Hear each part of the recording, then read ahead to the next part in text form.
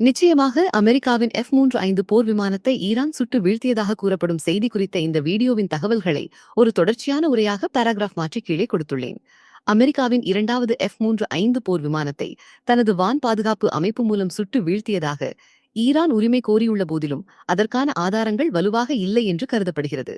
Iran வெளியிட்ட சிதைந்த பாகங்களின் புகைப்படங்களை ஆராயும்போது அவை F-35 விமானத்தின் பாகங்களாக இருப்பதை விட இஸ்ரேலின் சில்வர் ஸ்பாரோ என்ற இலக்கு ஏவுகணையின் டார்கெட் மிசைல் பாகங்களாக இருக்கவே அதிக வாய்ப்புள்ளது.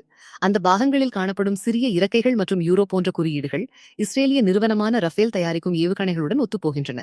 மேலும் F-35 போன்ற அதிநவீன ஸ்டெல்த் போர் விமானங்கள் அதன் கட்டமைப்பில் ஆணிகளோ அல்லது எளிய உலோக இணைப்புகளோ இன்றி மிக துல்லியமாக வடிவமைக்கப்பட்டிருக்கும். ஆனால் ஈரான் காட்டிய பாகங்களில் அத்தகைய எளிய கட்டுமான முறைகள் தென்படுகின்றன. ஒருவேளை விமானம் வீழ்த்தப்பட்டிருந்தால் அதன் விமானியை ஈரான் சிறைபிடித்திருக்க வேண்டும். ஆனால் இதுவரை விமானி குறித்த எந்த தகவலும் வெளியாகவில்லை.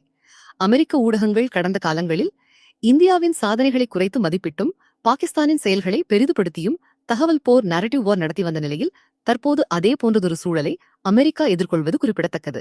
சமூக ஊடகங்கள் மற்றும் செய்தி நிறுவனங்களில் தனது ஆதிக்கத்தை பயன்படுத்தி தவறான பிம்பங்களை உருவாக்கி வந்த அமெரிக்காவிற்கு எதிராக சீனா மற்றும் சில ஆசிய நாடுகளின் ஊடகங்கள் தற்போது ஈரானின் செய்திகளுக்கு அதிக முக்கியத்துவம் அளித்து வருகின்றன.